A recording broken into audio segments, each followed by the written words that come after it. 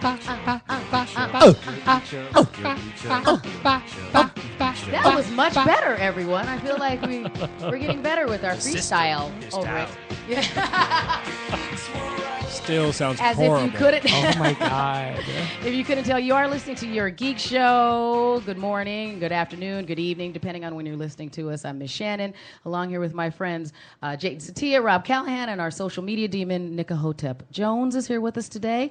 I thought I would report to the crew that Nikahotep has been behaving very well this weekend. He had some very good posts on our Facebook fan page, a lot of engagement. So I decided it was a good field trip day. So weren't you gonna behave appropriately to get something from her, like a TV or something? No, I might get a video game, actually. You might get a video game. That's what it was. Tell them what video game you wanted. I actually co-signed this. Lego Dimensions. It does look fantastic. Oh, is that the one where you can have like a Doctor Who Batman crossover? Yeah, it looks super awesome. Mm-hmm. So he asked for that, and I said, okay, well, yes, you may have that. And so I promise to be lawful good for an indeterminate amount of time. because there's no point in me even asking how long. String this along as much as you possibly can. No, she doesn't read the fine print. I read the fine print all the time. You do not read the fine print. Yes, I just ignore it. And so because I know that I'm going to eventually have to worry about some loophole You have anyway. been doing really, really amazing job at our Facebook page. Thank you so much. Thank you. Mm-hmm.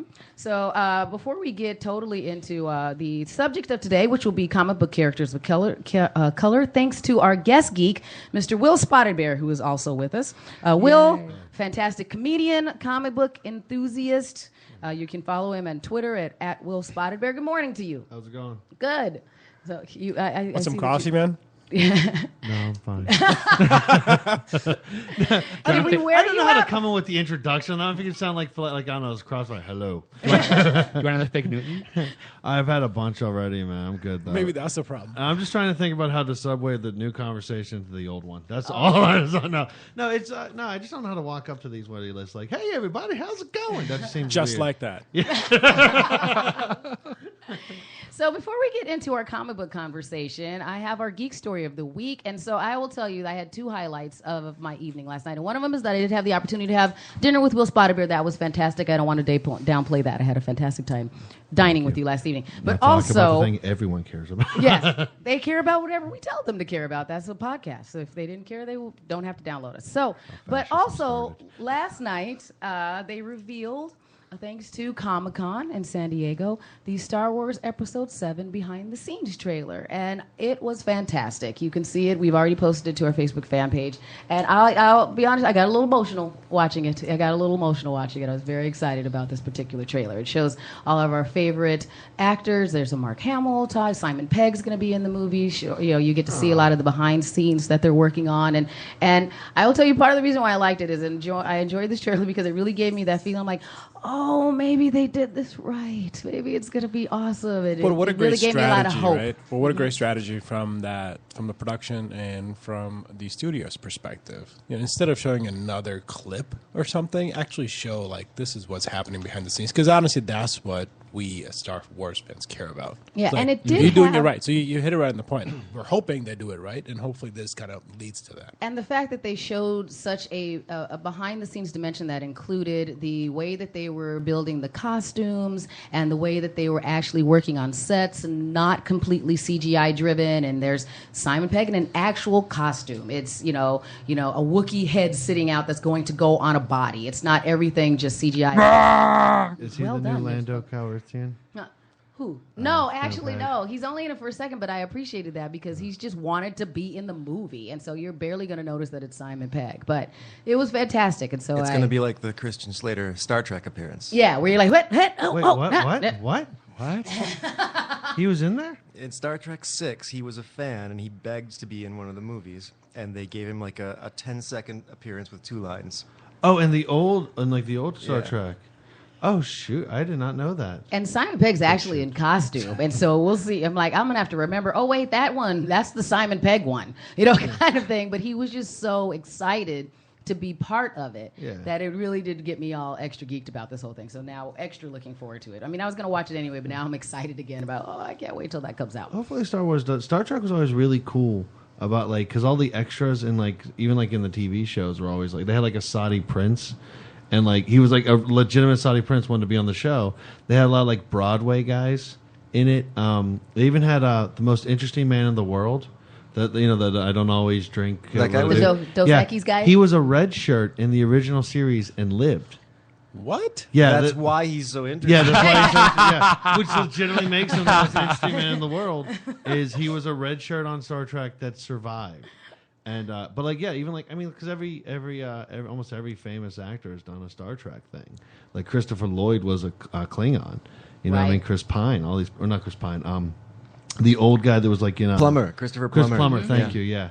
He was in it. So like I have all these like F. Murray Abraham was in like Next Generation, a really crappy one, and so all these great actors. So like Star Wars could have the same thing. It's also good that they're not like the biggest problem like Episode 1 had was they showed Darth Maul within the first clip that two double lightsaber thing, right? Mm-hmm. So everyone knew that was coming, and then they didn't show that till like 2 hours and 10 minutes into the like they hid that. Like if you wouldn't have known, like movie clickbait is what it was. Yeah, like if you didn't know that Darth Maul had that would have been like, oh, it's on now. But that was the first thing you saw. The first teaser was him going, bzz, bzz, and so you knew that was coming. So like I remember watching it like an hour in, like, yo, so we know he has a double lightsaber. Show the double lightsaber. I don't care about these really racist Japanese bug characters. I don't care about this really racist Israeli guy that's a slave owner. I don't care about this really racist Jar Jar Jamaican Binks guy. Yep. I just want to see the Darth Maul character.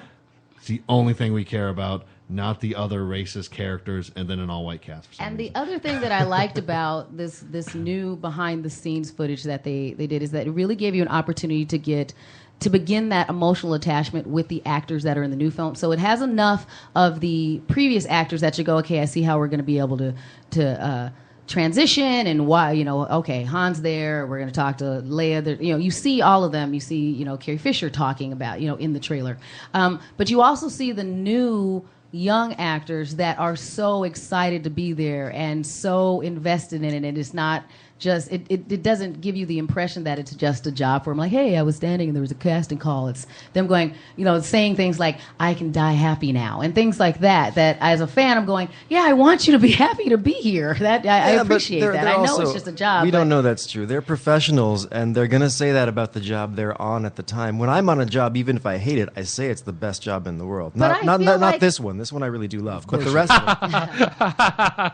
I feel like there are, though, those situations where that is not the case, where people are like, I didn't even watch it before I got here. You hear about somebody that's in Doctor Who about that every once where they're like, I didn't even like the series. I don't like sci-fi, but okay, it was popular. Sometimes work. Yeah. So it's nice that they look genuinely. It felt. You're saying it felt sincere. It felt sincere. It wasn't a, gee, I really like it here. This is fantastic.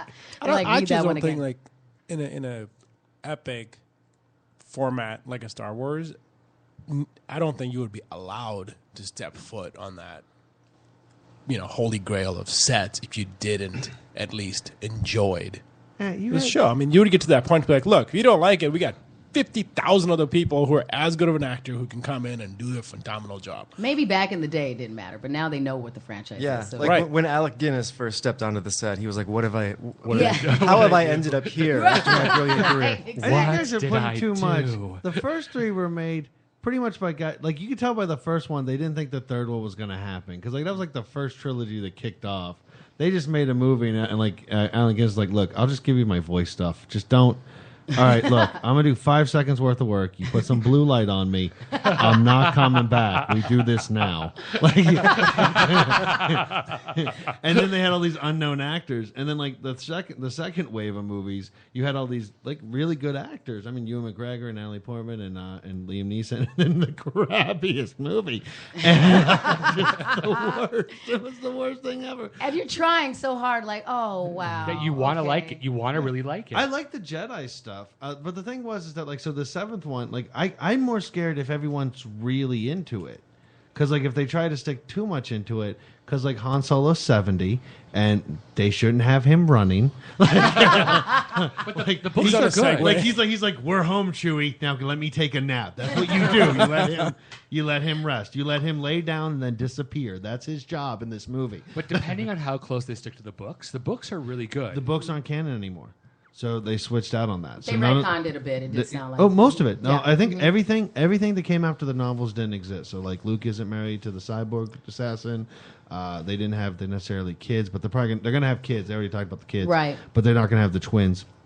And then the famous character that died in the saddest part ever isn't gonna die. The one that got the moon dropped on him. Yeah. Just the bullshit. Whatever. Well, since they're Will not got sad canon, for a minute. since they're not canon, and it was a Salvatore book, wasn't it? It came out like 15 years ago. Yeah. I think we can say who it was. Oh, okay. I don't know who it was. I was just mostly just trying to. No, it's like Chewbacca. Yeah. Well, Chewbacca was cool. The one thing about that was cool is I didn't even read the books. I just read So I had two friends who were crazy Star Wars fans, and like crazy Star Wars fans. And so like when the second movies come out, I was like 16, 17. But I watched the original trilogy in the reverse order. Mm-hmm. So I watched Jedi, Empire, Star Wars, which messes up the movie a lot. Yes. Right? Like, because I was a kid. I was like 5, and I watched Return of the Jedi, which was cool, right? Boba Fett or Jango Fett, whatever his name is, was dumb. Because he didn't do anything. Also in Empire Strikes Back, he didn't do anything. I don't get why he's a popular character. But Jango Fett killed one duck, like Donald Duck looking Jedi, and then get his head cut off by Mace Windu. These aren't impressive people. Then the Ewoks were cool. Also sad as heck when they killed when like the one Ewok died and he's shaking him. I'm like, this is what the hell Sad, is this? I'm yeah. 6 years old. I'm putting out my cigarette. This is messed up. And then like Luke and Leia go like, yo, I always kind of knew you were my sister. I'm like, then you watch the first two. It's like you guys are making out. Right, You it don't is make out awkward. with is people that remind you of your sister ever. And then Unless you're British. Yeah, unless you're British or from the South. Or from the South, a which small- is which small is what town. Luke is because he shoots womp wats. Everyone else has like, why didn't he have like a really Southern accent? Like, golly, I'm going to use the Force. Because I just looked at that planet like it was like I grew up in Arizona and we're pretty close. So Yeah, and Han Solo is completely whipped in the third one. So which like, I thought was adorable. Yeah. But Well, yeah, but I mean, after you after- see the yeah. second one, then you're like, oh, okay, I get I it. love you. And you're in your I carbonite. know. And just, No, that part was cool. Once I watched that as an adult, like once I watch it again, because I'm like, because I really got stuck on Luke and Leia making out, because like it was a pretty like. Without the third movie, if you watch it on its own, it's a pretty decent love triangle that he wants to win. Like, oh, that's cool. And then if you watch the third one and then the second one, you're like, ah. But the part when he's like, I've seen enough people that go like, the I love you, I know, because he says it all quick. I'm like, all right, that's pretty hardcore. Yeah. And then goes into it.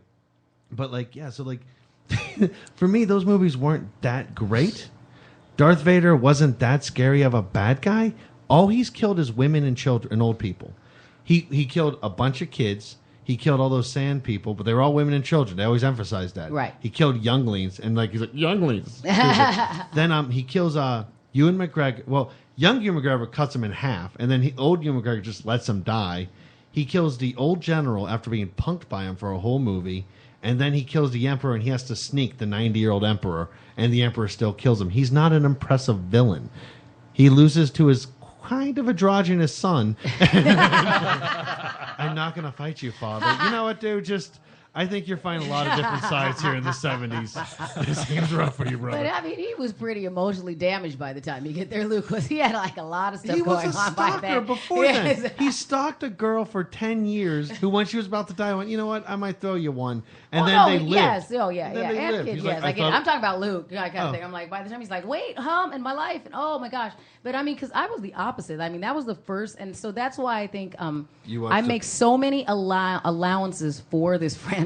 Right. Because that was the first movie my mom ever took me to was Star Wars, and so Right. I'm like, okay. So I didn't have an expectation because I was like 6, and so I didn't have an expectation that they were going to be any good. I was just like neat, and then this stuff happened, and there was a big spaceship and thing. Because I'm used to watching like old, Godzilla and Gamera movies at home, on PBS or on Saturday afternoon. So I'm like, this one's cool looking, and and I really wanted a sword. Now I have a sword that's actually a laser. So I'm impressed by everything, and so I just had already had that imprinted. So it was they could do no wrong until we got to the new trilogy. I'm like, oh, this looks wrong, and I'd rather have Jabba the Hutt just be a giant puppet. I want a giant puppet Right. and things, somebody in it, and somebody have to manipulate it. All the CGI looked bad, and it was distracting. What's and stupid. amazing about Lucas is he actually destroyed the original trilogy. Because, like, the Han shoot first thing, right? That one, just as someone like that, just makes sense that you would shoot the guy that's pulling a gun, and they're like, "Well, that's messed up." No, they both are going to shoot each. It's a duel. Right. Like, how do you mess up a duel? You're not a dink if you shoot first in a duel. You're a winner. That's like, dude, you won the gold medal in the Olympics. Yeah, because I ran faster. I got there first. That's the game. And then like, they put like CGI Jabba the Hutt, it's fine. Like, they're not. I mean. That's the problem, is that everyone loves these movies so much. And the thing is, and the reason why like they don't have to really worry about making it so good, and they're not going to, is because every time everyone's going to pay $1 billion the first weekend, and then everyone's going to dissect it the next 2 years. And that's the problem, is that like 210. Whatever. I mean, like until the next one comes out. Yeah, until the next one comes out. And like, so like, it's like Jurassic World. Everyone liked Jurassic World, but as soon as they left, the things will. And like, here's the problem, is that most of this is like the universe within the Star Wars universe doesn't even hold up under its own weight because of all the different things. So Disney did good by like reconning everything, but they're probably going to kill one of the original people. They have to make it like to put someone indebted, and then people are going to get super pissed about that. And I'm guessing, and they're actually at this point, and this sounds bad, they're old enough that if they die, it depends on how they die. I'm like, because I'm okay. People die. They need There's to kill nothing them in before this they world. just don't explain what happened to Leia. Oh, Leia went on a mission. She died on the throne. Luke really Luke's actually fighting it by himself in his underwear. It just got depressing. nothing worse than a dementia Jedi. You know what I mean? He's just swinging it Like, at nothing. Mr. Skywalker, your pills. What happened to your nurse? I threw her 400 feet with my mind. New droid, please. New droid. Yeah. Oh yeah, that's right. They're gonna use droids. So who do we think they're going to kill? Probably Han. I would fake. Well, no, they probably wouldn't kill Han. I'd probably Leia. They'd probably see, kill Leia. I'm voting Chewie. Dies. No. The only reason I don't think Chewie. This is. I don't know much about like behind the scenes stuff. Most of the time I stick to the characters. But I remember Star Wars made a deal that the guy who plays Chewbacca has to play Chewbacca.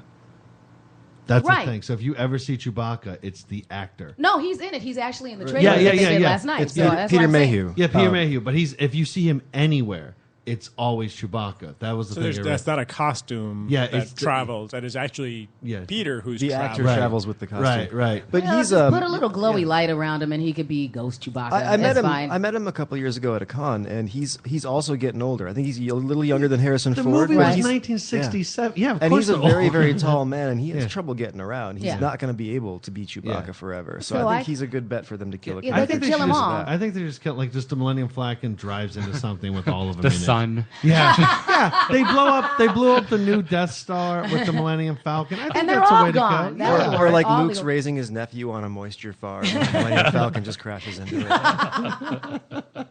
Maybe Chewie does it to save everybody else. Yeah. And I think a good transition into our comic book story is the fact that at least, I know that people were like, oh my gosh, you can't have a black stormtrooper. And you can't.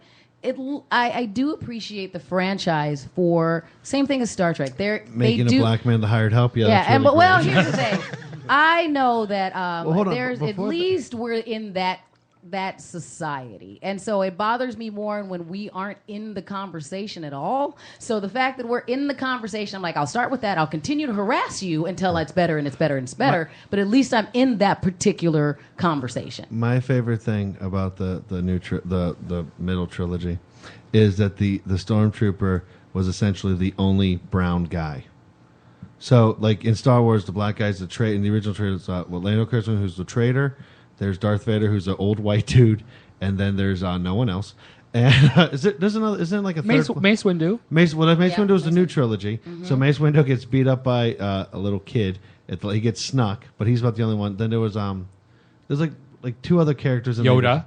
Yoda's not. But black. see, here's where I'm glad you brought that up though, because I feel like that's what they give Yoda me. internally is They black. go, well, hey, you got Jar Jar Binks. No, I don't. That's an insult. Yeah. That is an insult. That's a That stereotype. is not. You can't do that. No, you you can't can't do say that. that you took you made an affectation of what you've decided that different minorities are. That's like and the an Justice. alien. That's like the Super Friends going. No, we're diverse. We've got Apache Chief. No, but that's different. In 1968, that was. In 2003, you're a dick. So the stormtroopers, every stormtrooper you've ever seen in all the stories, according to the original prequel or the second prequel or sequel, whatever, the shitty one, is the one brown guy. He's from New Zealand, but like he's the only like Hispanic looking dude, the only dude that looks like 70% of this world, and he's the one, and they just clone him. So there's a big ass table of hundreds him just working. And then they put a mask on him, so you don't even see him. So the hired anonymous help is the one brown dude in the entire series. The entire series. And I am going to use And they that. upgraded to one black dude that's now a stormtrooper, and people lose their mind. Right. Flipped out bad. The trolls were out in high demand at the time. And I'm going to use that to transition here. I brought your walk-up music that you requested so that people don't think.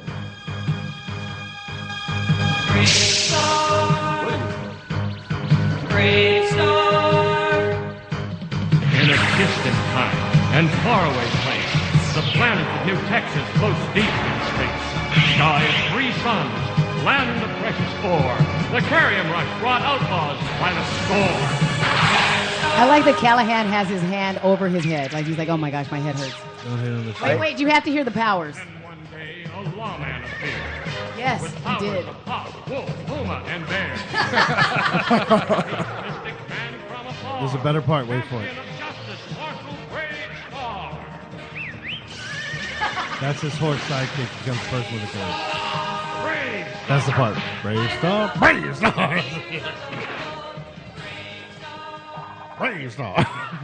I watched half an episode of that when I was a kid, and that's all the more familiar I am with it. So I did watch a number of the episodes. So we're talking about the show, the TV series Bravestarr, which is very akin to, because it was made by the Funimation folks that were doing at the time all the G.I. Joes and the things like that. So it was The guys who G.I. Joe. ruined Star Trek first, before Abrams ruined it. Yeah. Yes, and it was set up the same as that.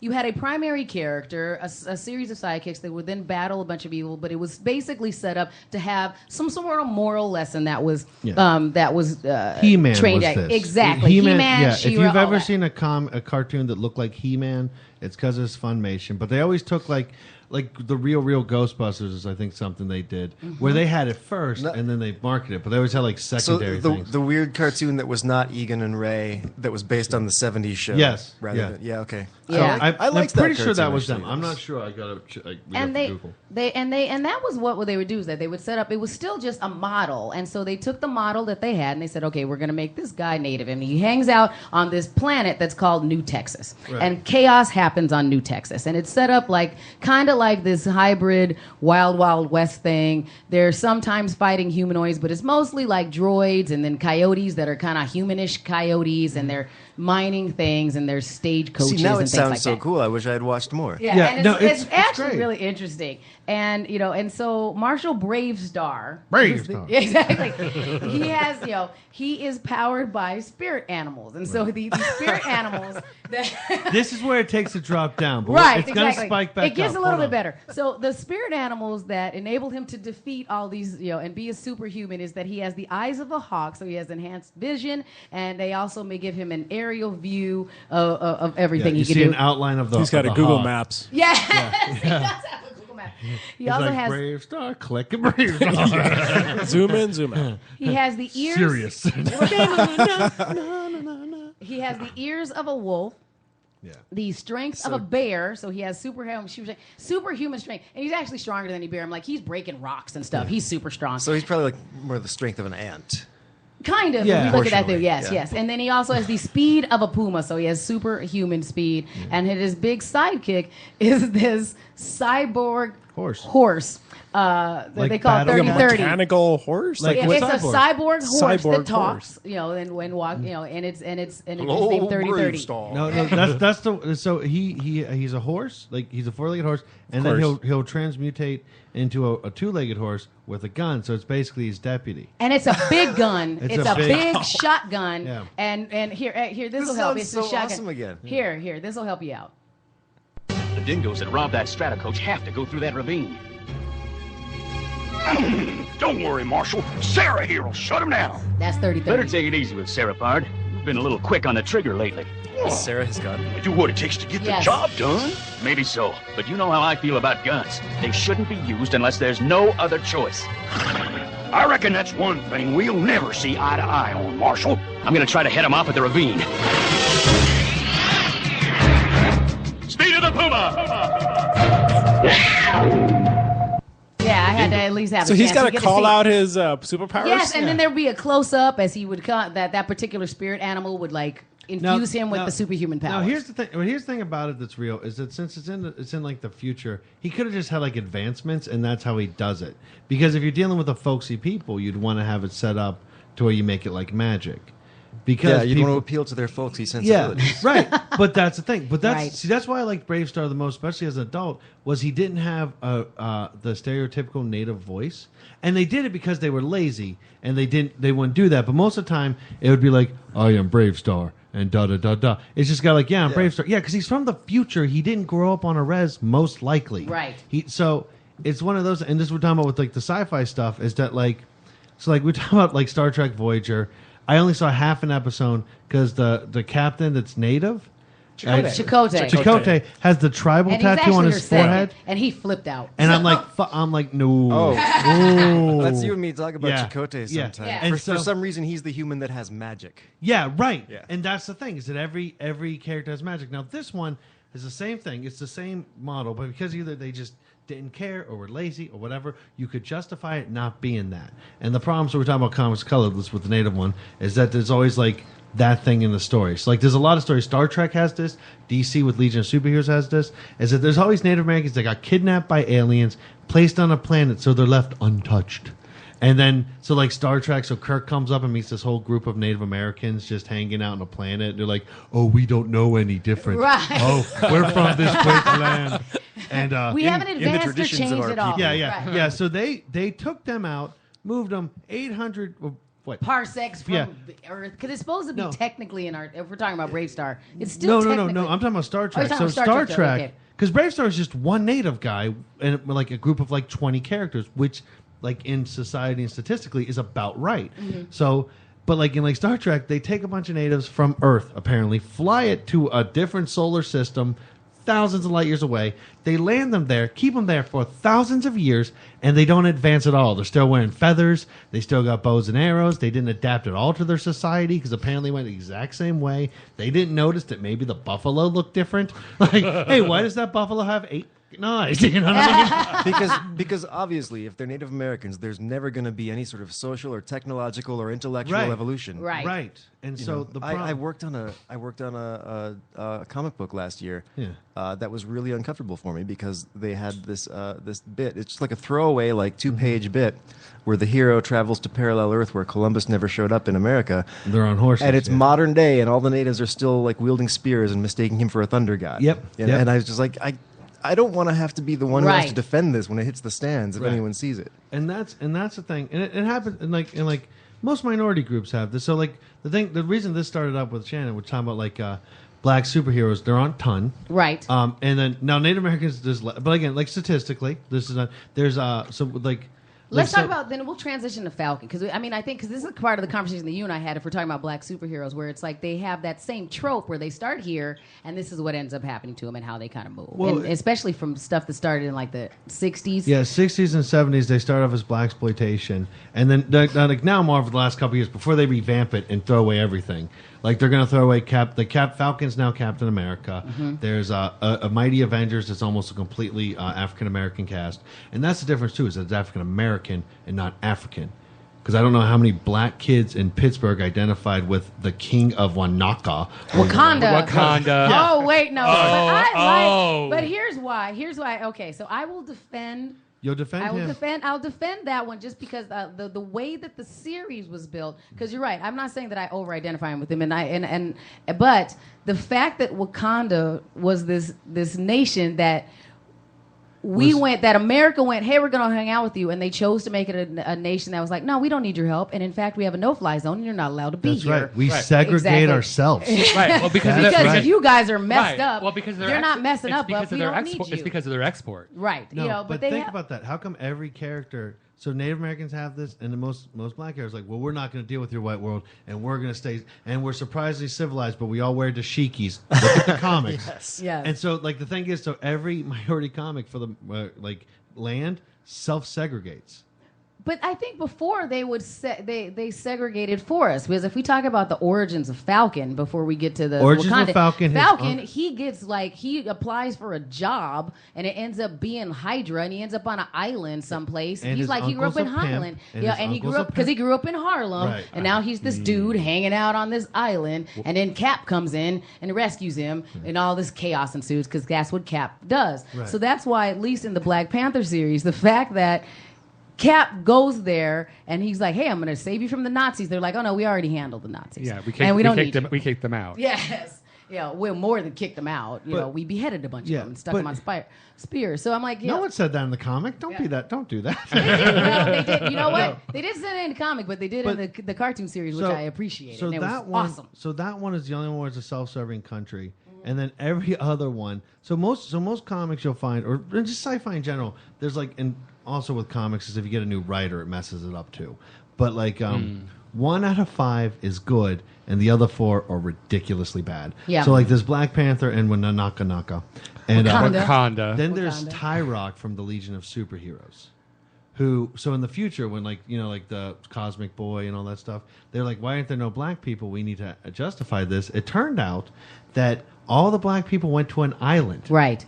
that disappeared every 10 years, and this guy had. Oh no, it only appears every 10 years. It only appears every 10 years. So and then he comes out. And like the guy, and now, here's the thing: is that like the editor apparently was so racist that he made it, and so they made this guy so ridiculous that they couldn't use him. But they made him look like Elvis with an afro, and he had his powers of different voices could change it up. Have you guys seen? Because I know Wilson did have Dawnstar, right? Yeah. And she was a Native American that was taken. Her people were taken thousands of years ago and didn't advance at all. Yeah. So they're back to the same. But thing. she had wings. Oh yeah, they mutated to wings and no other culture. So they still wear feathers. She still had freaking feathers and a headband, right? True. And so that's the thing. And she had like the tassels and stuff. So she's still part of a group from this ancient land that doesn't know no better. But she's a really good tracker. Right. That's her power. Because the Native American characters are always the trackers in a or their superhero shaman. team. The best Native American character, or in my opinion, the most interesting one is Forge. Oh, Forge is awesome. Forge is awesome, but there's one of two ways. So when I read him, he was in the 90s. They either make him super native or they downplay it a lot. Or barely right? native. But he's a great representation of Native Americans in the 70s. He grew up on a res but moved out of it because he had a technological ability. He went to Vietnam and got wounded and didn't really get much help. He had the ponytail and a mustache, where a lot of Native Americans have facial hair. And then he's also a shaman sometimes. And that's... Mostly shaman. So, but I know that guy. Yeah. Right. And but the thing is he's the most like, so like again, like there's some stories with like Warpath or now Bravestarr. Yeah. What they call him, James Bravestarr, the guy from X-Force, where they write him really good and they write him very accurate for what he's supposed to be. And then sometimes they write him, because that's the thing with a comic book character is that you take him out. And so when you look at a character, you go, what's the most important thing? Oh, he's Native American. Let me play on that. In the same way he's black. Right. And the same thing with like black characters I was talking about also. Besides the fact that he has his own country and self-segregatory, and the fact that he's not an African American, the fact that if you are a black superhero, there's a really good chance all your skin is going to be covered. So like there was a black Superman, Steel, where he was in a full metal suit. Right. He obviously was like, they drew him with a black nose, but he had a full metal suit. Same with the Black Marvel. There was a recon from the Marvel, the Black Hangsman, the Star, Spider-Man stuff on the new Spider-Man one, and like that's the thing. So like Spider-Man was the reason Spider-Man was the best example was the negative face, because he's wearing a mask. Everyone can identify him. The problem is that if white guys were so worried that nobody was going to identify with a black character, they never showed their skin. And I think so Shadowhawk's the same example. And there's certain characters that they use, that they use as an excuse to rotate through. So if you're, Green Lantern's an example of it. They're like, hey, it's time for somebody Hispanic. We'll make him a Green Lantern, or we'll make him a Spider-Man. And that series isn't bad necessarily, but it still does end up another one where it's like, well, it's not because of this particular characters that they take the mantle on of another character and they work into it. Or if they are the character, like there was a Blue Beetle that was Hispanic from Arizona, and then he had a Gremilia or something. There's always like one one step away. And then there are some though, like Storm, who's totally badass. She's African. Yes. But yeah, she's an African American character. No, she's an African. African. African. You're right. Yes. She was a goddess And from Africa. she hangs you're out right. with Black. Have you guys seen the Black Panther show? Well, she's married to him. I know, but no, have you seen the TV show that they No. created? Okay, No. so it was a hybrid project between Marvel and BET. And it's one of, like, BET makes crappy shows. Crappy stuff. How dare they had you. like one really they had Hey Moni, and they're like, we're gonna make another cartoon, but they actually made this really good cartoon, like one of the best, because Marvel doesn't make great cartoons. DC makes great cartoons, bad movies. Marvel, I think, makes good movies, bad cartoons. But they did do this project where they made a Black Panther series. I think it was like 6 episodes, and they made it along with Marvel and BT worked together on it. It was done like the Todd BT. McFarlane Spawn, not the crappy movie where they replaced all the black characters with white Exactly, characters. that was the cartoon from HBO. Yes, and that was fantastic too. And it was funny because I remember the theme song. Here, yeah, you Robbie. Okay.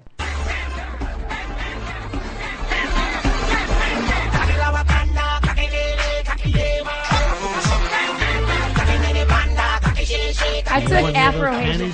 I know. I took Afro Haitian dance class in college, and I was like, "Well, I wish that had been around when I was in that class." But the thing that's cool about it is that they did have a quality cast. So, like, Demon Hansu plays T'Challa.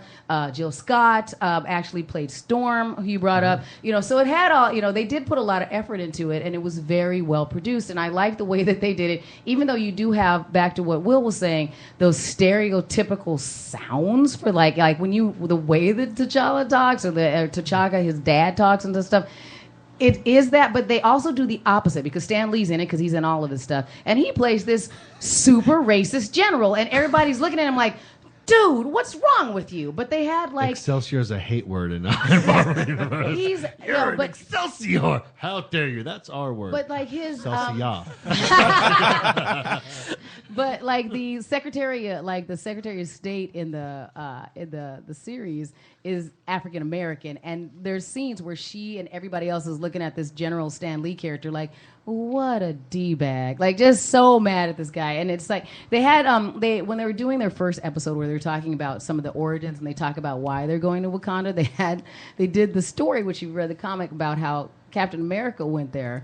And I was rewatching it. I just remember being so fascinated by the way that they make Cap sound like he's kind of a jerk, and that the guy who's in charge of Wakanda's like, we told you to leave. He's very civil about the whole thing, and Cap's like, no, you clearly need my help. And then he gets his ass kicked. And I think that that's all totally, totally fair. On his first assignment in Africa, Captain America was young and inexperienced. He knew little about Wakanda, and even less about the Black Panther. Cap was on a mission to stop a Nazi squad Who's the narrator? intent on stealing Wakanda's vibranium deposits. I'll look it up. No, who's the character supposed to be? What Cap didn't know is that the Wakandans were under the invasion days ago. He's one of the people on the need panel to talk. that is talking to the president and the general. Okay. Maybe you just lop off the head of every newcomer who hits town. And that's Cap. If we did that, you wouldn't have yours. But those Nazis were here for a reason. Yes, to steal our vibranium. The mineral that can only be found here, in Wakanda. Hitler needs it for the next generation of the missile systems. As do you. These are dangerous times. You need to choose a side. We have our own. We take our borders very seriously, and you have crossed ours. Now look here. Mistake. Bam! Why And so does Cap grabs him and... why does Captain America sound like Wolverine? That's from what the- That was my saying. question. Yeah, they're so No. anti-Cap. But here's in the this thing, one. here's the thing. But it's And- BET. They were like, Right. okay, who And- can we pound on? Captain America. They pounded all of them. Here's the thing about like comic books that do that, right? It's like this is the one story where Black Panther's going to be Captain America because it's gauged specifically for black people. And so there was a DC thing in the 90s called Milestone. Do you remember this? I was aware of it. Yeah. Okay, yeah. So it's what happened was a bunch of black artists said, "Hey, there's no black people anywhere in comics." They said, "Okay, we're going to give you your own universe." So they had their own Superman, own Iron Man. It was called like Hardware was the Iron Man. Yeah. Icon was the Superman, and he had a sidekick named Rocket. He was a big, strong black man. She was a young single mother. Yes. I think she was a that's single what we mother, do. right? Okay. And, Thank you whatever, for remembering. Yeah, right. And so, but here's the one that's interesting. Static Shock came from this. Static Shock came from the comic book Static, and he was essentially the Spider-Man. And the thing was they had all these black characters that beat up white people, but it was only in this world. So, like, basically, if you want to be a strong black character, you have to not be apart with the white characters. So they can't be a strong black Superman and a strong white one. And then even, I know like Multiverse they have that, but they have like the black Superman flying around the Multiversity one. But again, you know he's going back. Like they're never going to put, like they always make a black Captain America, or Captain America, except for Falcon. But like Falcon and like Luke Cage have the same problem that like Morgan Freeman and Avery Brooks has, is that if you look back in their first like couple movies, they were pimps. Yeah. Right? Like Morgan Freeman has, I think before 1985, he's like, man, you survive ass turkey. And like, that's the same problem with like Falcon and Luke Cage was they were great characters. Jon Stewart even had this a little bit. Like, and they had him like, he's like, they're kind of just like angry. Black Lightning had that too. And then they eventually grew them into like these characters that people liked. And like they made Black Panther like a political pundit and a teacher, and he was a really deep character. And then like Mr. Terrific was really deep in it. And then like he was a triathlon. For some reason, black characters are always triathlons.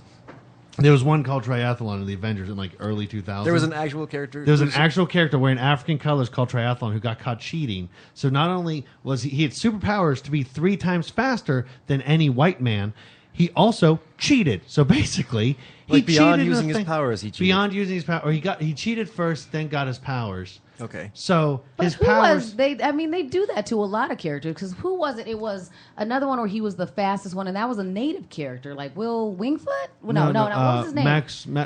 Max Mercury, or not Max Mercury. Now it's bothering me. Max Mercury. He was the teacher for like Wally West. He was Native American. There we go. They had him. Yeah. No, he was undercut. He was a good one. Yeah, he was like but he actually came from ancient native civilization, but he was more modernized than most.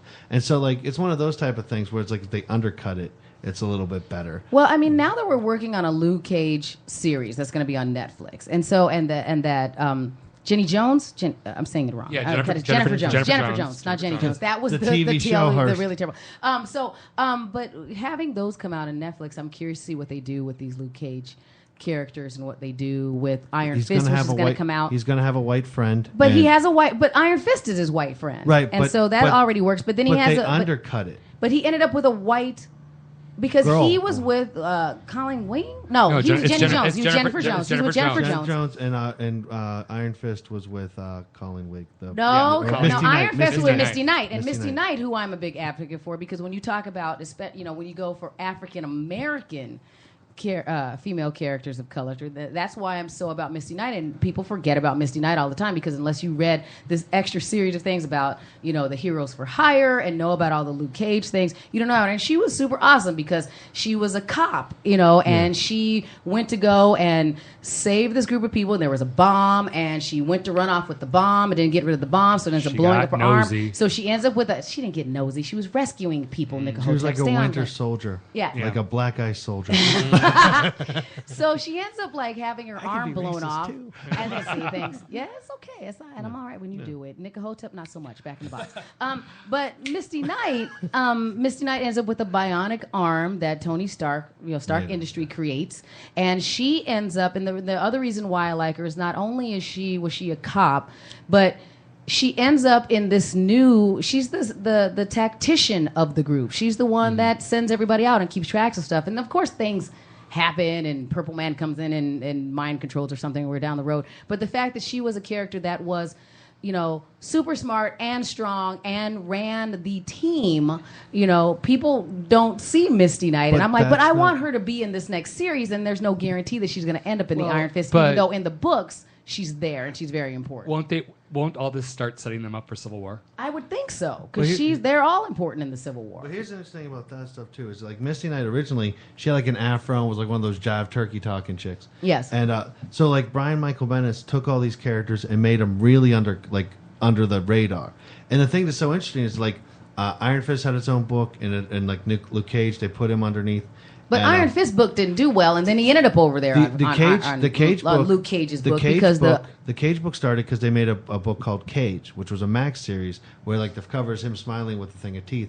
They also had a comic book called The Crew, which was an all-black Marvel characters like War Machine, the Black Captain America, which we're talking about in a second, and then Luke Cage. And then Luke Cage, they made him more humanized and then pushed him in. But the only thing is Michael Bendis protected him so much and made these two multicultural relationships where Misty Knight is black and Danny and Iron Fist is a white dude, and vice versa with Luke Cage and Jennifer Jones, where they had a biracial kid. And what happens? He threw them into Marvel or into the Avengers, and then it grew in. So these two characters that grew because no one paid attention to the heroes for hire. Right. They got to get these whole stories that everyone likes, and they like them so much that they can make them out of movies out of them because more people can identify with a black man than like this type of relationship more than anyone else because it's the real one, it's the most multicultural, and I can almost guarantee you they're going to whitewash it. And that's what I'm worried about. Like, I'm the curious to see fear. how it That's goes. what happens. I feel like what they'll do is that they'll leave the Luke Cage Jennifer Jones relationship alone, Yep. but then when they get to the Danny Rand, so the Iron Fist one with Misty Knight, that's the one that'll disappear.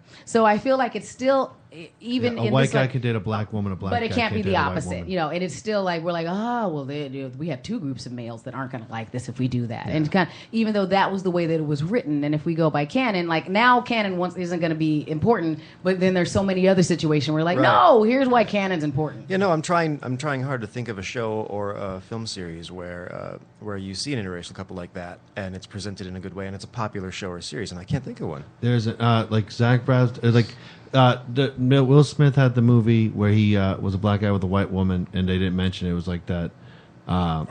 Focus? Focus, yeah. Like that's like the first one, except for like Guess Who's Coming to Dinner, and then they remade it with Ashton Kutcher. And so like, but I still think that's part of what I'm saying is that it's still more easily acceptable to have it be a black guy with a white woman than to have the opposite. Is what I feel like. No. As living it, I think it's yes. In life, you have more trouble. On television, it's not going to be a black man with a white woman. Unless it's it is. That's already set. That's going to be fine. Where? I mean, Where I is think that that set? I still think that that's more like you have less of an issue in prevalent American society Where with is that. that set? What movie? Where is the opposite What set? media? Jurassic Park 2. There's one of Scrubs, each. Jurassic There's Park 2. one of each. No, You know, there's Guess Who's Coming to Dinner. There's Focus. Focus happened this last year. There's Guess Who's Coming to Dinner. There's anyone? No, But there's your still, argument isn't valid. And then we'll Give me see, the but one then with guys. Give me the one with guys. But there's still statistically what I'm talking about from a female perspective of somebody that's for color. You still see that it is more acceptable in what you see even in commercials that it's whatever tonal shade the man is, the woman is statistically lighter. And that's the way it's going to be. And that always works. So I just don't see that happening. And I feel like when you do have that situation that it could be in that movie, they have a tendency to change that first. There's also the thing that what most society considers like what they portray as a black woman on television is like a biracial woman. Yes. So like Rosario Dawson, they normally play her as like the black lead, even though she's not like full on black. Right. So the thing is what like black or Halle Berry, because we pick and choose whether she's black or not. Yeah, and I'm like, she's always black. Right. So she's going to be it's like Monster Ball's example where like a white guy's with a black woman, but she's not that black. Like Right. there's no movie where like and I hate that I have to say they're not that black. Right, It bothers me to have to say that, but I'm going, that's why you picked her, because she's not that black. There's and not going to be any movie where the Shermanator... Archer. Yeah, Archer. Fair enough. Okay. Fair enough. And they did have an adorable Archer baby. Yeah, and so but Archer's the thing, right? Yeah. And it's a white guy with a black woman, and so there's more of that. But the black woman isn't going to be that isn't going to how can I put this? Sheldon Cooper isn't going to hook up with Fantasia. Fair you enough. know what I mean? Yes. So like Jennifer Hudson isn't going to be dating any white dudes anytime soon, but Beyonce might because she has blonde hair for some reason. Right. Fair enough. I can't even argue that. So that's the thing I'm talking about. I would like to argue that, but I can't argue that. Right. So, and that's the thing. And so, like, the problem is anytime there's a black, especially like, so Spawn is the best example of this. Spawn was an all-black cast. Like, they had one white dude, but it was an all-black cast in a military complex, which is accurate because more minorities serve in the military. I mean, there's a lot of minorities serving in the military. And then when they made the movie, 2/3 of the characters were white. Also, the Spawn's wife ended up with a white man when she was with a black dude. The antagonist almost to the point that it's like, ooh, glad that worked out. Right. And like it was so weird. And that's what happened. Yeah. He went. Well, I must go back to the shadows, but she's safe in the light, and then walks off. I was like, wow, okay. Yeah. And so it's like that type of stuff where it's like there's always like the black guy walks away, and this and so it's just That's the thing about the races. So like, there was a TV show called Mantis. That was in Fox in the Mantis. early '90s, where it was a black inventor made this thing in all black cast, and they had 2 television movies, and it going off like gangbusters. Then they made a TV show, and everyone became white. All of a sudden, he moved to fucking Mayberry. Excuse me, he moved to Mayberry. And got fixed up. Shaq is another example when he made the movie Steel, right? Which is the most unbelievable movie on earth because he's from the hood and he's 7'6". They would either have killed him or they would have drafted him into basketball. That's the 2 things that happen. You don't get to survive past your 24 if you've got a chance to be successful. No, that's a joke for Earl. They're like, we have something for you. Yeah, we should give that to our friends. There's 5 friends that are gonna laugh at that joke. I love that when I write a joke that I have to give to somebody else. So well done, or Will. Well done. So like it's that type of stuff. So like even if the media gets turned, where like Luke Cage is a fan favorite. He was built up by the fans. The fact he hooked up with Jennifer Jones because they were all in these 4 series that were connected to each other in an outside the Marvel universe. Marvel Knights wasn't really. It was androgynous if it was part of the universe. Right. And then Brian Michael Bendis said, "We're just going to push this all in because they gave us this when he took over, and he put Luke Cage in because he pretty much ran the storyboard of that company. So he put all these characters in that were in these biracial relationships into mainstream. Right. Yep. And DC did that, and Marvel did that. And the cool thing about that is, like, before DC rebooted, they had a lot of more interesting, diverse ethnic characters. They had a second Wildcat in JSA because it was a low-budget series. Not everyone paid attention. Wildcat had a kid that could turn to a werecat, and he was, like, half Hispanic. So half the time he would be a jungle cat, and then half the time he'd be a dude that had a tan, which is nice because you don't see that often in the in like any books, any media that someone's like that. Either if they are going to be their race, they're going to be so that race, right? And then if they're not, they're going to be just not. And so, and if they ever change it to media, it goes bad. Vixen, was she African or was she African American? I think she. That's a good one. We have to look that one up. That one I don't know. I know she was. She was a model. Vixen. She was on the Suicide Squad. It's kind of sad. And she was also. She was also. And she didn't make it. She was. No, she was JLA too. She was. She made the new JLA. Because it's like, then that's what it is. Like, you spent all your time going, okay, please make them a bigger character. Please. Oh wait. Oh, they died already. And she was able to channel. She mimics animals. The animal that lives on Earth. And she made it with Batman too. In ancient Africa, a warrior Teshu asked Ashante the spider to create a totem that would give the wearer all the powers of the animal kingdom. Growing up in a small African village in the fiscal nation of Zambidi Machanga province, heard the legend of the Tantu totem from her mother. Sometime later, Maria's mother was killed by poachers. She was raised by her father, Reverend Richard Jury, the village priest. Never been there, wasn't planning on visiting. So yeah, it's all fiscal play. They couldn't even take the time to make up a country. They couldn't get a country. Then he was killed by his half brother, General Makowski. Wanted the Tantu totem, and Jury had possessed. Maria ultimately moved to America, where she established her identity and became a job as a model, and then traveled the world on a trip back to Africa. She found the totem using the made out with Bruce Wayne a lot. Yeah, so yeah, she's from Africa. Came in, became a model because that's what women are good for. I'm just always impressed that they like Africa so much because I'm like they like Africa, but they don't take the time to learn Right. anything about it. There's like 1,000 freaking countries in there.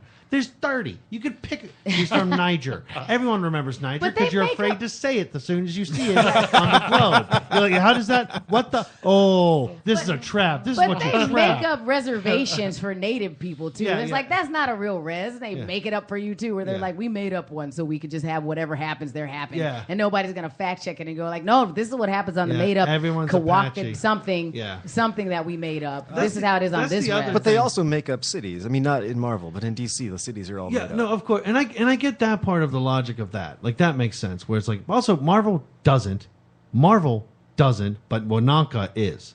Well, Marvel makes up Wakanda. They've got that. I'm They've just got gonna the, pound on you about Wakanda because I mean I would like to go. It doesn't matter that they're making a Black Panther movie, but it so does matter that they're making. I'm glad that there's a movie and there's going to be a series about Luke Cage because there has to be something. Because if we don't at least start making these things, we'll never get anything else. But it had to come through television. That's the Right. thing. There's the other interesting. Is they're not willing to put a black superhero on blast. They barely put a woman. But they Black barely Pan- put a woman. They but got Black Miss Panther's Marvel, going to be and an that actual comic's gonna movie, suck. you know, and you know, so Black Panther's going to be an actual film. Yeah. So at least that's going to be film, and you know, I do tire of Falcon being the sidekick, because we had this discussion too about everybody, but at least he's going to be in the Ant-Man movie. At least you continue these whole things, and it's like that's the next step we're going to think. Yeah, he's an Avenger. He's going to be in the Ant-Man movie that's coming out soon. He makes an appearance in that. The fact that you're a primary enough character that you have to be in each one of them. Okay, yes, I am important enough that I have to be in all of these. He is hot, and I want a jetpack like that. He's a badass character. Yeah, but like Falcon's one of the same characters where it's like Jon Stewart that. Because he became the token back friend, they made him interesting. But Captain America, that's the one thing that no one ever pushed for Captain America. All of Captain America's sidekicks were very big parts of like more minority groups in comics. So he had Rick Jones, which was the teenage white kid. He's like the hipster. He had Demolition Man, which was a homeless superhero. He had Jack Moreau, who was essentially a soldier that was disenfranchised because the military had betrayed him. He had Bucky, who was like a little kid that was used to war in a graphic way. They kind of made that story up on the back end. He had a female, and then they had Falcon, and he had Falcon early, right? So he was like the first superhero with a black friend, and like that's impressive. And he never called like Falcon boy, and he's from the 40s when that would have flew. Mm-hmm. You know what I mean? Like so in the comic books, they always make Captain America really progressive, and Marvel is normally pretty good about being progressive. The problem for Marvel is that if you look at Black Panther, at the time was a downright dangerous move for them to make because of the Black Panther Party, because making a black character then could actually get you killed. In the same way they made North Star. Fantastic. They outed him as a homosexual. There was a few characters before North Star that got put in the Marvel Universe, and Jim Shooter always wanted to make him gay, which if you read, or John Bryan did, if you read the old Alpha Flight from the 80s, makes him so much less creepy because he was really into his sister, but they couldn't address that he was gay. He just wouldn't hit on any women. He was overly protective of his sister. Like, oh, he's gay? Oh, thank God. Otherwise, he's the scariest. Otherwise, he would have been really weird. Super Otherwise, he's Southern. Yeah, basically. So, but they made him gay, and they made a few other gay. They've been gaying. They only gay out mutants, but they've been gaying out the mutants. And but I'm glad that they do that though too, because I mean I think part of the conversation that we have is that whenever you are going to have either a character of a different gender or of a different color or of a different sexual orientation, it's like, well, you guys need to write it. It's like, no, the big houses need to participate in this as well. So if DC and Marvel don't even try, even though they don't get it all right, the fact that you don't even try, that's going to take too long for there to be enough of these characters around. But the comic does tries. The comic books tries. The movies then immediately crap on them. Like, look at X-Men First Class. There was two black characters. One is a traitor, who she's also biracial, so she's like, again, she's black enough for the movies. And the other is was it Darwin? Darwin. The guy that's mutant power was to survive anything, dies immediately, quickly, and without any fight. So they like took out like two races at one time, because isn't he's like. He was Mexican American. He's Hispanic and black. He's Hispanic and black. In the comic book, he's Hispanic. I think he's Hispanic and black. Yes. But they make him a bald white guy. Yeah. So basically, he's like, I'm a strong black character that's albino. And so he doesn't have a nose. Wait, that one was supposed to be Hispanic. If you look at his photo, he has like, I don't think he even has like a nose. And so like they take away every minority feature like that you would draw, right? And like it's messed up. Like people are gonna get mad I say this, but like most times you're drawing characters, there's certain features that you draw more pronounced, and that's where that's coming from. And but that's why I'll take the Misty Knight and the giant afro at least. At least she wasn't in a whole costume, because you're right that it doesn't. You do have a weird. It doesn't. Oh, yeah. You end up in a character where it doesn't matter that you're of any particular ethnicity, because you're always a costumed person. So to have a Misty Knight that, nope, she's pretty gosh darn black. I'm like, sweet, I'll take that. Yeah. So it's baby steps. Yeah, it's fantastic. It's just, but the problem is that most of the time you have the conversation, people are like, well, you got Luke Cage, or you got Warpath is really cool. Like, yeah, and here's the problem is that like if you're a kid, those will be the first ones you identify with.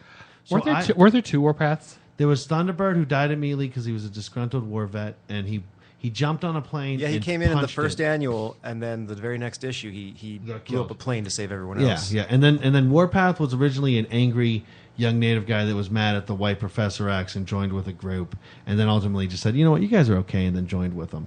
And he was a deep troubled soul, and da da da da. And so like, yeah, even he starts off kind of like, like Daniel Moonstar becomes a Valkyrie. Yeah. Oh, which was awesome. That's a great story. Awesome. That was a good awesome. story. But sometimes she's the one that was in the New Mutants who had like the spirit animal summoning powers. She could shoot a bow and arrow. She did mirage powers. She could make illusions, and then eventually she was able to shoot arrows that mess with your mind.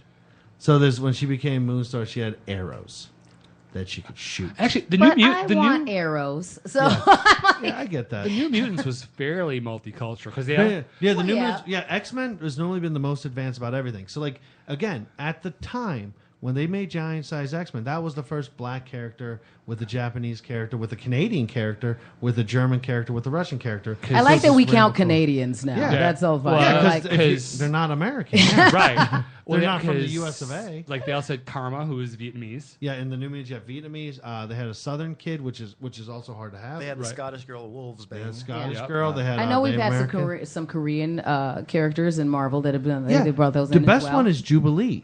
Yeah. Yes. Jubilee is half Japanese, and they don't talk about it often. And the problem is, since they don't talk about it often, most time, like in movies, she's just a white girl. But like X-Men 2 did very well with that, where they had her as a half Asian woman. And like, so that's kind of the interesting thing, where it's like, if you hang out with somebody, that's not going to be their most trait, because she was a mall rat. Like, right. Jubilee was pretty progressive for that thing, where she's like, yeah. They give herself, she goes, I'm Japanese, right? They go, oh. And then they go back to the conversation. Well, one of the things we talked about last evening as well is that I extra looked it up when I got home, was I was looking for another East Indian type character, and and they do. They have them in there, and you go back to like whatever like trope they can try and like go, well, what is it? What makes these people? So you find like I found this one guy and he was like a snake charmer type thing, kind of thing. It just all this stuff. I'm like, oh, so that was even more difficult. So I feel like it's Arabic who's the squeakiest wheel right now. So it seems like it's much easier to find. And maybe just because they find that it to be a sexier stereotype, so Native and Black characters are a sexier stereotype than what they can do with Hispanic and East Indian characters, or even Asian. We all look alike anyway. When I think of when I think of not sexy, I sure do think of Salma Hayek and Antonio Banderas. Those two uggos. I meant no. But you see what I'm saying? But like, here's why? the interesting thing about television. So in the comic book world, you're more likely going to deal with the Black and Native American culture. In television, you're more likely to deal with East Indian. Right. And that's the thing. So like if you watch like TV shows, an Asian, yeah. Well, then East Indian is Asian as well, but yeah. So like the Asian world. So basically, like Big Bang Theory, there was Rules of Engagement. There was a bunch of shows where there was a bunch of people from East Indian with the accent. And like Big Bang Theory, like once an episode, once every couple of episodes, they do like you're from India. Oh, I thought the joke voice, da da da da. And so like there was more East Indians than there were Black people on television, because if there's a Black person on television, it's in a whole different universe. Right. Family Matters and Step by Step. They're in the same world because Urkel visited once, and then they made him go back the way he came on a rocket. Yeah. He was a 15-year-old kid. They couldn't have flew him. Hey, you know what we're going to get you? A car. You know what we're going to do? Call your family. No, we can't have the officer Carl Winslow come here. No, thank you. Get back on your rocket, 14-year-old. So that's the thing. So like the problem with media, especially in like Black culture, and even Native too. And here's the thing: is like so like. The big movie for like Native Americans is like Smoke Signals. There's a couple others, but Smoke Signals is the most like modern day. I thought Dance Me Outside was better. Huh? I'm in the minority here, but I liked Dance Me Outside better than Smoke Signals. Fair enough. I've only been Native for a couple years, so all my friends are more into that. Like they identify better with that movie. But Smoke Signals was probably a lot bigger. More people know it. Well, I think bigger would be a bold statement. I think it's more. Occasionally, white people have heard of it.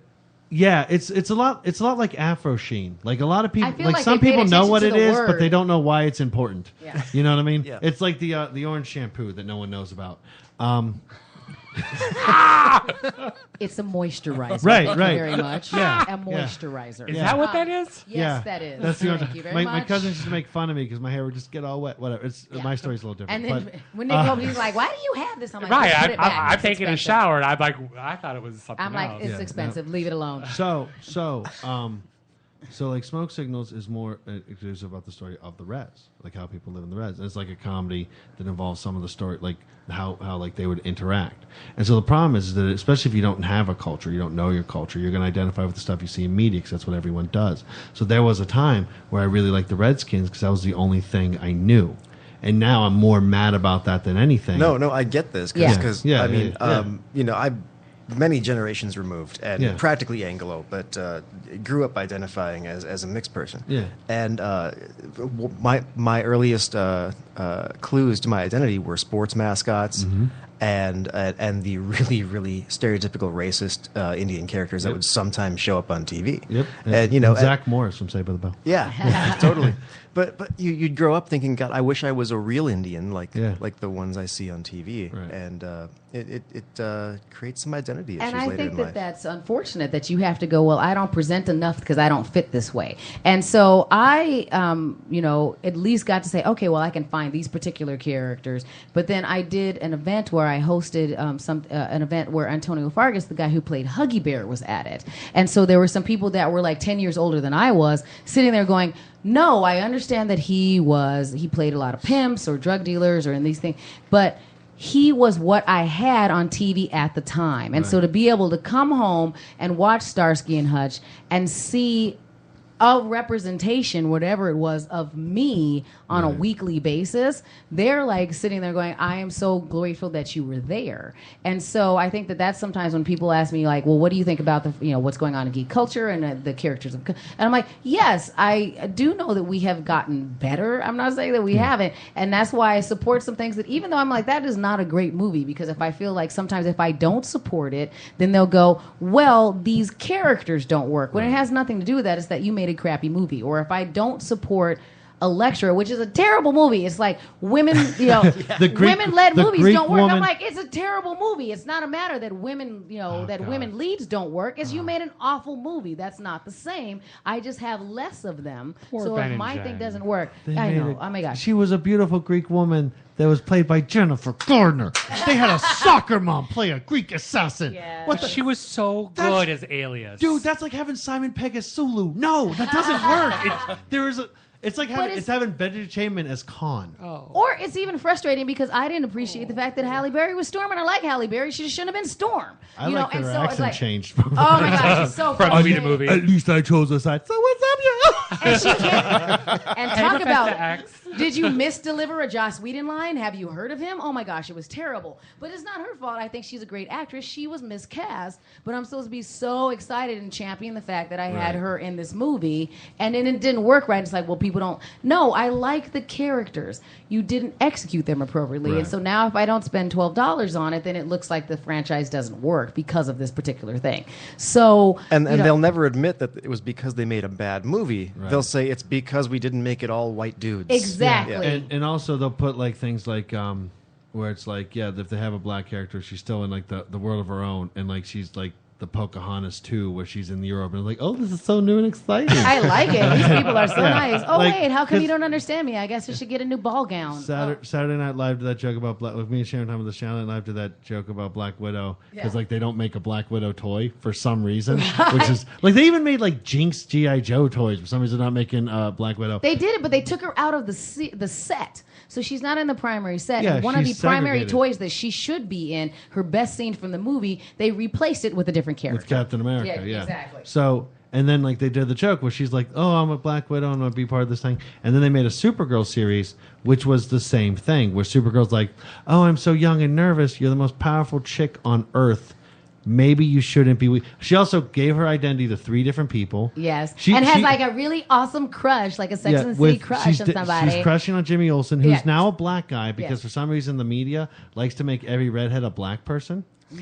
Well, because And- gingers will steal your soul. And right, no, but that's the thing. That's a new prejudice that's now prevalent in media. Right. That Well, it's started true. Ginger- 8 years ago. It's a power we I'm give half them, ginger. actually. I'm half ginger. It's no? a power we give them. Yeah, I'm his half beard, ginger. I noticed that your beard was growing a little gingery. All my family's, on my mom's side's ginger. Yeah. We read it into their contract, actually. Neither of my people are going to make it in the next 100 years. Now, half that's your fault. Not my fault. Not your fault. You're cool. Mostly you. I'm a demon. I don't know what you're talking about.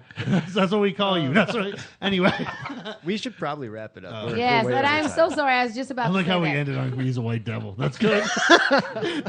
And he is. He happens to be a Caucasian demon. But, and Will, so thank you so much. We're going to have you come out again. So, again, you can find Will online at willspottedbear.com, right? You can follow him at Twitter. Or onechesthair.com. At It's the stupidest thing I made like 5 years ago. I'm never letting it go. He's also on Twitter at willspottedbear. He's also a fantastic comedian. You can see him around not just the Twin Cities, but all around the country. So you should check him out and kind of thing. And so don't you have another, I hate to bring it up, but a native specific show that is coming up as well that you're going to go out to LA for again? No. What are you doing? I'm going to Seattle. It just got booked in September. There's a group called the Chiefs of Comedy. And so basically what that is that like any other minority group in any type of entertainment system, we're segregated. And so, the only way you're going to ever see native comedy is through that type of stuff. That's so how you it can check works. it out. And all that information will be on his website, willspottedbear.com. Next week, we are switching it up a little bit. We are going to be talking about female fashion. With our female fashion geek, Anahita Ahar. She's going to come in. So more, kind of, look at Nika Hoptip, so excited. So I would be so good this week. Yeah, so she is also a local music promoter. We're going to talk He's about like some doing the people collector hand gesture. Yes, he's from, so Guardians of the excited. Galaxy. So we'll do that. As always, we want to thank our partners, Twin Cities Film Fest. So Jayden, I know you guys are working really hard. Custom T-Shirt Central and Chris McDuffie Photography. As always, we hope that you find us as often as you can, and we'll make sure that we tweet out a lot of information about you because we know that we're going to have you on again because we didn't cover everything. There's lots of stuff we can still end up doing. So we will see you guys next time here on Your Geek Show. Praise God.